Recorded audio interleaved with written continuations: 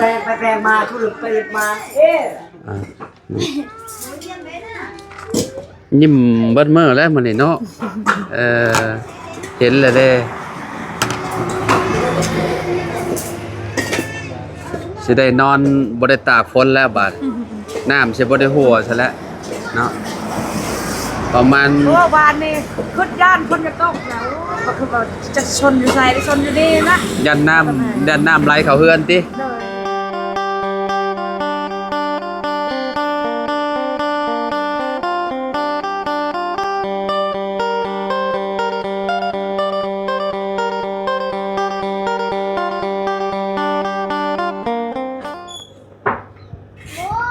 อ้าวเปิดภาพมาป๊อพี่หน่อยเนาะจวดจ้านเลยนี่เนาะกะกอแล้วบาดนี่พี่น้องได้เวลาแล้วเนาะทีมสร้างวันหน้าเวียดพี่น้องเลยมาปุบปรับขนาดเลยเนาะโอ้ยพี่น้องเลยเนาะโอ้ยพอตู้น้อยกันนั่งเบิ่งอยู่พี่น้องเอ้ยเนาะสบายดีเด้อสบายดีปากันนั่งเบิ่งอยู่เนาะอ๋อเพิ่นใช้ระบบอันนั้นน้ำเที่ยงบ่น่ะเช้าบ่เที่ยงยัดเข้ามาบ่ลายที่ก่อตามเช้าบ่ได้เบี้ยวก็ว่าแล้วเสาเฮือนเจ้ามันบ่เที่ยงเนาะมันบ่ตรงเนาะเปิดมาแต่จังโมงนี่ตู้มาบังแต่พวกเขา10 โมงนี่ว่ะอ๋อก่อได้บักหลายเลยก็ไว้นี่มันนี่ชวดขนาดเลยเนาะแม่นอะไรได้นี่งานมื้อแล้วยังโอ้ยมื้อนี้แล้วออกมาแล้วนี่มองประตูปองเอี่ยมใส่ลูกแก้วไอ้งามๆนี่เด้อลูกแก้วลูกแก้วมีจักแบบใส่มองอันนี้นะลูกแก้วนะลูกแก้วมองประตูนี่นะเก็ดห่วงเนื้อก่อนเก็ดเรื่องเนื้อเก็ดเรื่องมันย่อๆเรื่องจะห้องล่างเลยจะห้องทางนึงบ้าอยู่โรงเรียนแม่นบ่แม่นเอาช่องก่อนก็ได้ตามเจ้า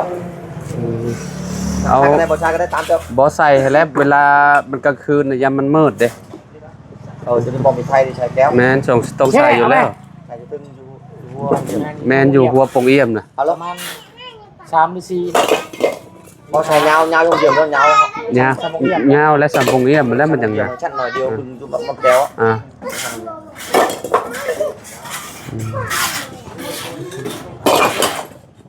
ส่องลมใส่มองห้องนอนเนาะตู้เนาะส่องลมใส่มองห้องนอนแล้วก็ห้องนอนแต่งจริงใส่ละยางละบอน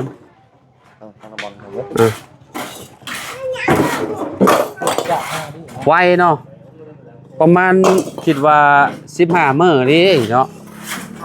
ประมาณนั้นแล้วมันไว้ก็แล้วไว้กับผู้นี้แหละตู้เจ้าถามเขาแล้วบ่อันนี้น่ะดินน่ะยังบ่เจอมันไปสวรรค์มื้อนี้มันมาพร้อมกันครับจะน้อยเพิ่นก่อแล้วสิถ้าเจ้าอีกก็บ่แม่นไงเพราะว่าทีมสร้างเพิ่นใช้จับน้ำเที่ยงได้บ่บุญมันมีเด้คักอยู่เนาะใส่เลเซอร์ได้หน่อยเลเซอร์จับระดับเพื่อนประตูน้อยนี่ต้นเสานี่มันอันนี้มันบิดต้นเสานี่มันมองงามพี่น้องเอ้ยเนาะโอ้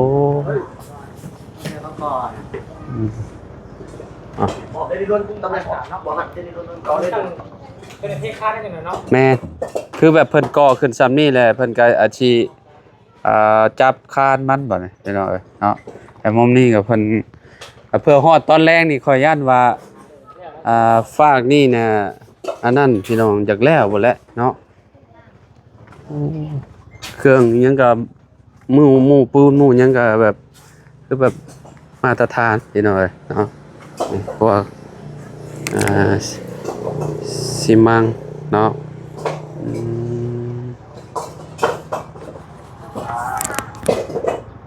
เรื่องของเรื่องหนึงเพิ่นก็มีครบทุกอย่างอะนะคือแบบเนาะอีหยังก็แบบว่ามีครบเลย ต้องคนผสมเนาะ แม่น เครื่องจักรด้วยเนาะ เครื่องจักรเนาะไว้เนาะอันนี้ไว้แล้วพี่น้องเอ้ยบ่ต้องใส่เฮงคนเนาะมีแต่ใส่เครื่องโม่แล้วก็มีแต่ใส่คนก่ออย่างเดียวเนาะหมูยิงเวียดก็เจ้าก็เก่งเนาะ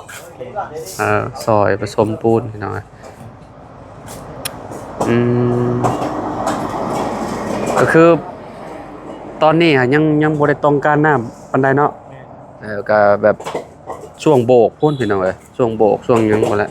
เนาะสิทันอยู่บ่ของลุงเหิบนี่ฮะ ว่า แบบบางเช้านี่เราเว้ากับเจ้าแนวใดอ่ะลุง เป็นว่า ถ่าเขายังพักสงกรานต์ยังบ่ได้ มื้อนี้ก็ที่18เด้อเด้ đúng được rồi ngoài cái chơi đi đập đập cái chơi nằm ngoài rồi đó เขาพอหมดแล้วมาปาเขากลับบ้านสวรรค์ไปเลย อ๋อก็เจะเป็นคนสวรรค์บ่ คนสวรรค์ เออ คนสวรรค์ ก็แล้วแสดงว่าเดี๋ยวถามประตูเพิ่นก่อนว่าตอนนี้เพิ่นเอาน้ำอยู่ใส่เพิ่นคนมาแต่ใส่หั่นน่ะถ้าเพิ่นไปเอาอยู่เฮือนน้องดอกแค่ก็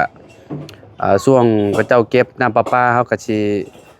จ่ายให้น้องดอกแค่พี่น้องก็สิไปรวมน้ำน้องดอกแค่แหละเนาะอันสิขอน้ำเนาะพี่น้องน้ำน้องเพิ่นเนาะมาใส่ก่อนพี่น้องเอ้ยเนาะเพราะว่ามันเห็นแล้วได้เพิ่นมาเฮ็ดเด้ไว้เนาะสมเพิ่นเว้าเลยเนาะ ก็มีจ้างกรรมกรเมื่อไหร่600,000 800,000 แม่นบ่ จ้างกรรมกรเมื่อ ก็คืออันคนที่มาก่อนี่ได้เราก็จ้างน้องๆเป็นวันเนาะแต่ว่าเอาอันก่อโดยเฉพาะพี่น้องเอ้ยมา จ้างเป็นวัน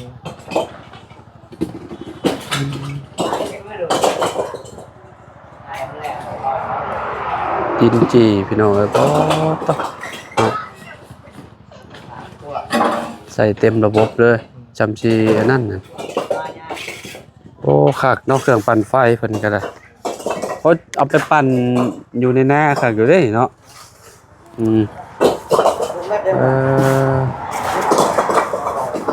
เครื่องเสื่อมเครื่องยังครบอยู่นี่เลยพี่น้องเนาะ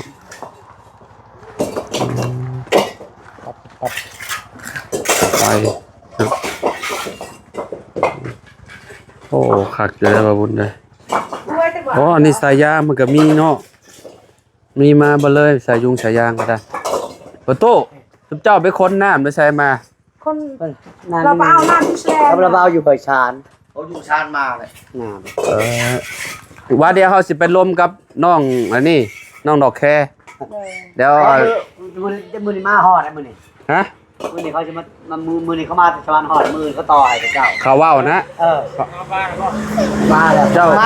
mà đây anh nói vắng việc má co đeo là tuần leng vắng việc là hốt nằm đủ pha đây nói đây còn mưa này dần nó đi qua này พวกนั้นฝ่ายดี nhưng นะ mà co á ยังเอาจะเอียงเลยเด้อ và mưa này mi nảm á thì hết việc bỏ mi nảm hốt là mưa nản tẹt đấy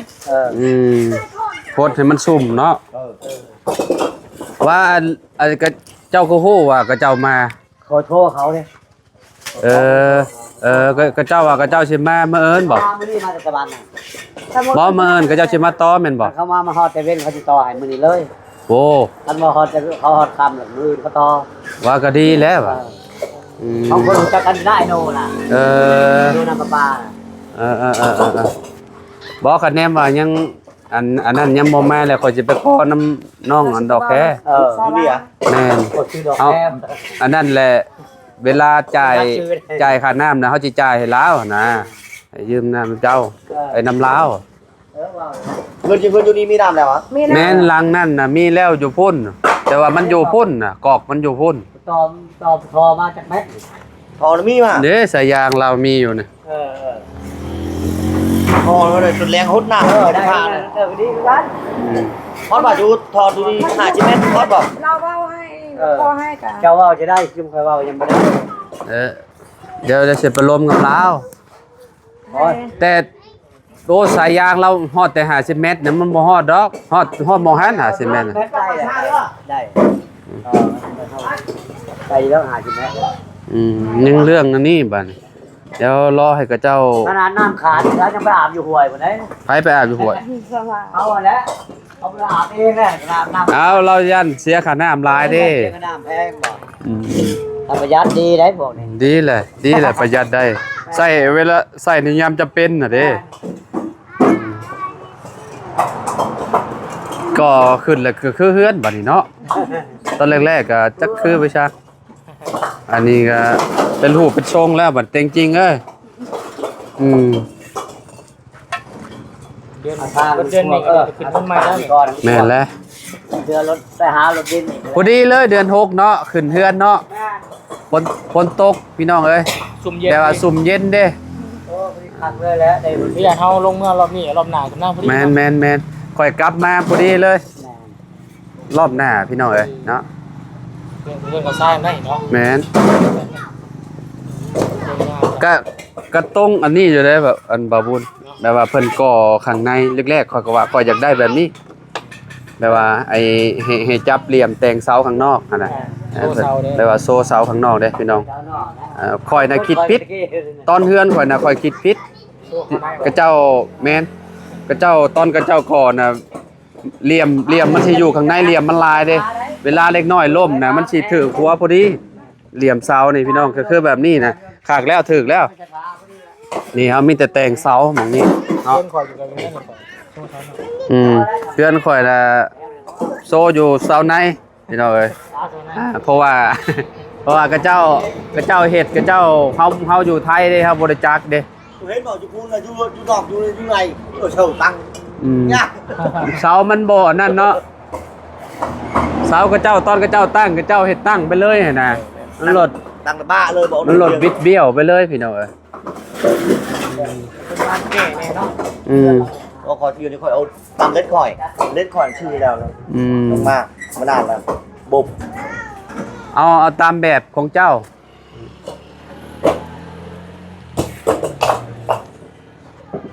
โอเคพี่น้องเอ้ย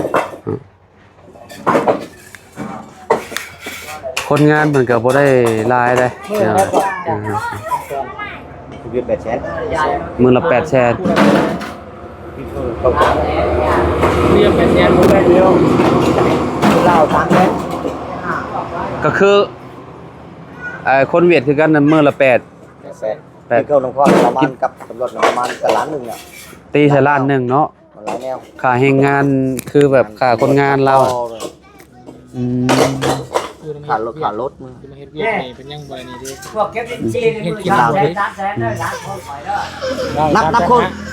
เพิ่น500บ่ได้หลายแล้ว คนลาวกับมื้อละ500 บาท 3,500 350,000มื้อละ500 บาทพี่น้องเอ้ยเป็นงานก่องานอันนี้เนาะก็งานหนักเลยพี่น้องเอ้ยก็สมควรอยู่เนาะแต่ว่าคนงานเวียดเราจ้างแพงอยู่พี่น้องเอ้ยเนาะ มื้อละล้าน งานชา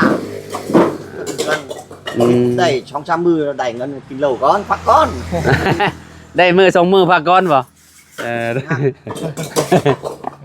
เป็นความเราอยู่ได้พี่น้อย บ่น่าอยากไปก็ไปบ่ไปก็กระยาดก็เลยมีบ่โทรเลยบ่โทรเลยนอนเลยบ่ได้อยากไปก็ไปไปก็พัก เราก็ลิ้นสงกรานต์ได้เราก็ได้เห็นว่าลิ้นสงกรานต์คือกันบ่ บ้านเป็นคลองแล้วเนาะ ก็ลิ้นยังผู้เช้ายังบ่มีเลย ผู้สาวยังบ่มี บ้าแล้วมีบ้าแล้ว มีป้าแล้วเนาะมีเพี้ยกับลิ้นไฟ เราอันไอ้คนนั้นน่ะคือว่ายอมมาว่าเราแบบไวก็จวดจ้านเลย เปลี่ยนช่างคนเปลี่ยน นี่ เราใส่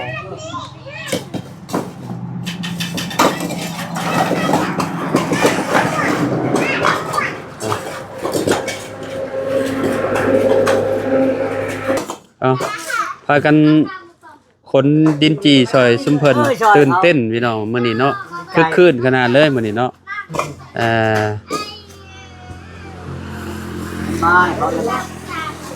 สบาย เอาแหละ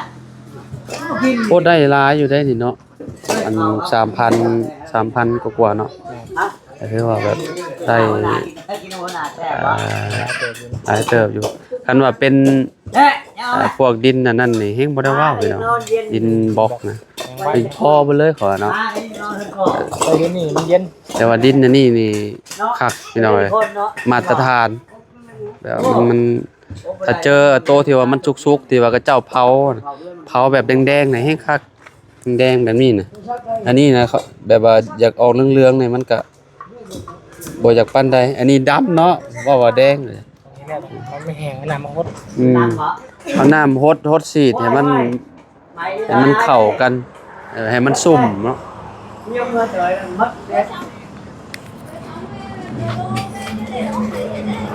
ตัวเก่าก็ได้เจ้าแต่กับเจ้าเสียนะ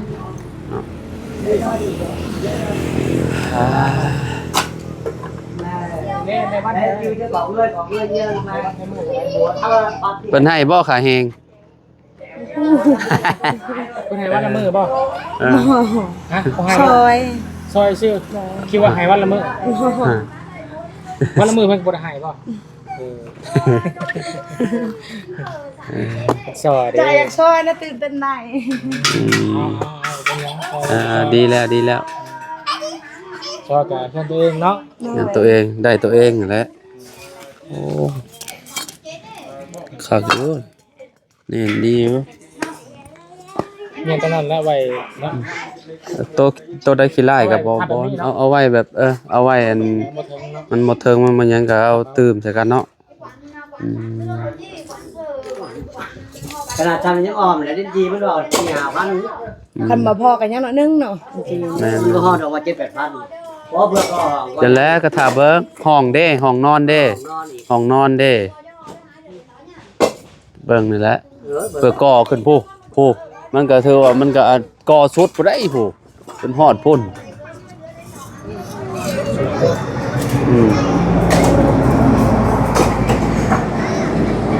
เดี๋ยวคลิปต่อไปแล้วไปหาน้องดอกแค่เพิ่นก่อนพี่น้องเอ้ยเนาะ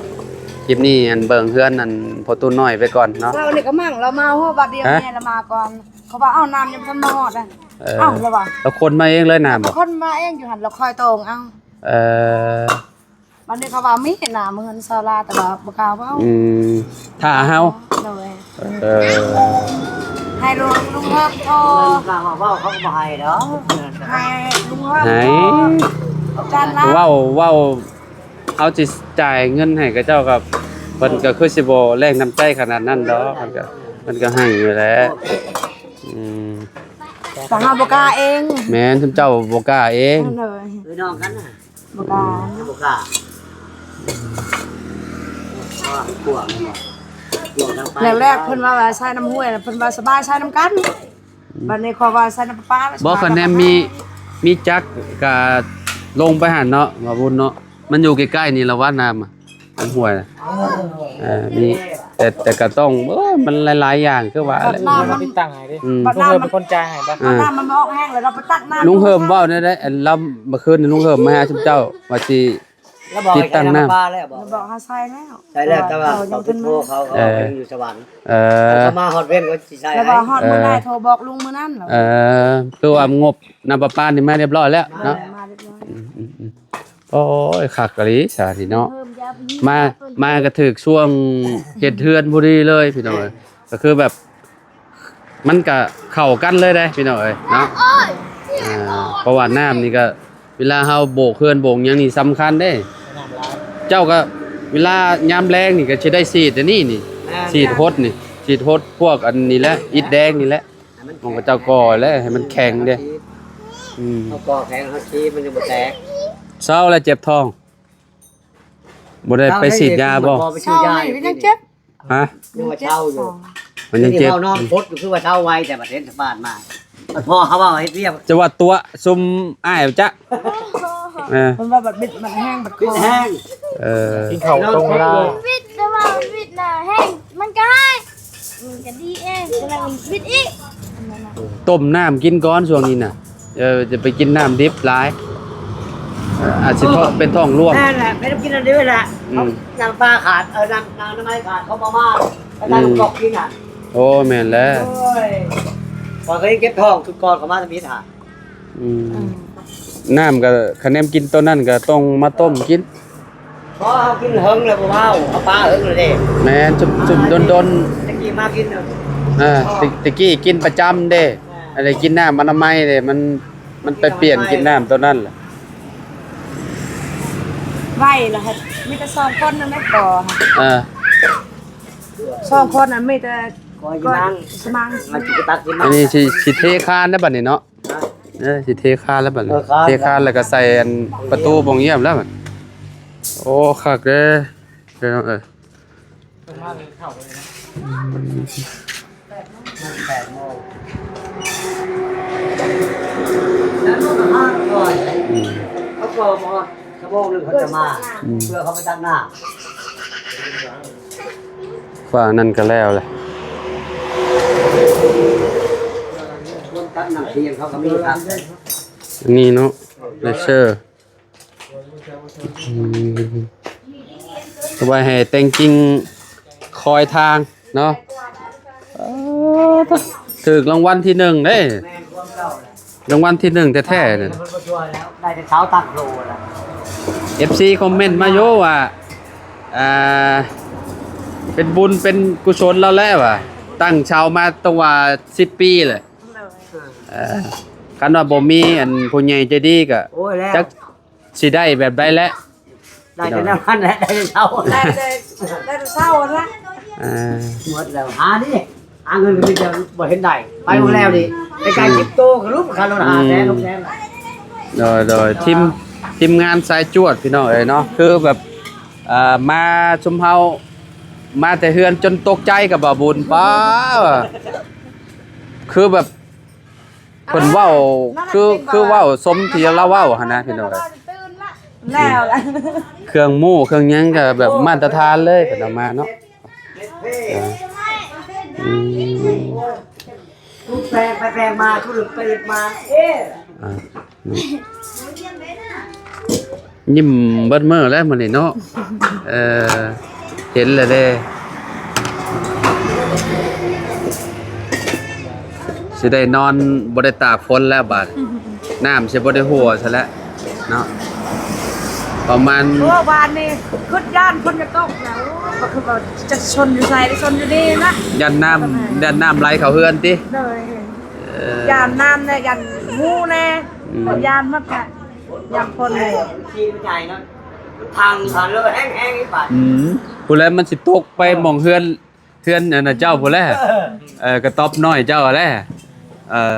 ลงใส่พอดีเลยเด้ล่ะ วานนี่มือตื้ออยู่ย่านนะ ยาน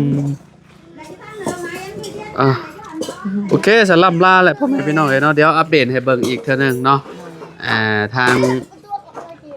เฮือนน้องเต็งจริงพี่น้องเอ้ยเนาะตอนนี้ก็สร้างเพิ่นมาลงมือเนาะถือว่าไวว่าจวดจ้าดพี่น้องเอ้ยเนาะเอาไปเลยเด้อไปหาสาวดอกแคเพิ่นก่อนสวัสดีตัวน้อยไปพี่น้องเอ้ยเราอยู่ดีมีแฮงพี่น้องสบายดีเบ่ทุกคนพี่น้องเนาะ